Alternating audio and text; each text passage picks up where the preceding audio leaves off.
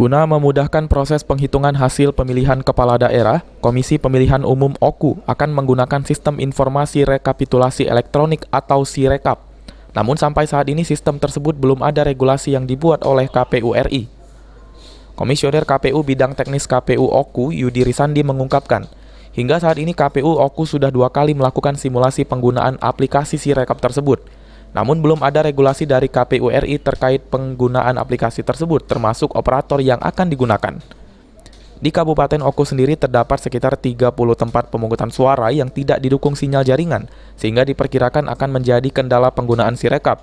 Kondisi tersebut kini sudah dilaporkan ke KPU Sumsel dan KPU RI. Dengan adanya kebijakan baru yang dari KPU saat ini, proses dasar hukumnya atau perangkat aturannya masih digodok di KPU RI, KPU Kabupaten OKU itu sudah siap. Dalam artian begini, ada beberapa hal rangkaian yang sudah kita persiapkan. Yang pertama, kemarin kita sudah melaksanakan 2 kali simulasi terkait dengan sistem rekapitulasi penghitungan suara di tingkat TPS yang nantinya akan dilaksanakan pada 9 Desember tahun 2020. Dan selanjutnya itu yang pertama. Yang kedua, kita akan ada BIMTEK lanjutan, bimbingan teknis terkait dengan persiapan pelaksanaan Sirekap.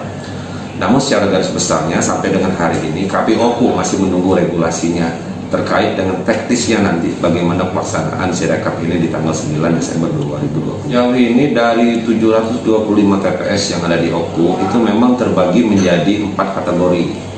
Kategori yang pertama yaitu sinyal kuat, sinyal sedang, sinyal lemah, dan tidak ada sinyal sama sekali. Dan untuk perlakuan kita terhadap beberapa titik itu ada 33 titik.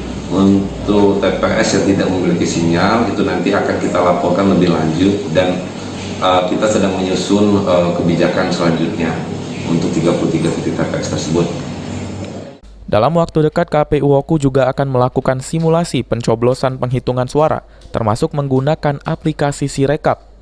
Ari Pranika, PAL TV.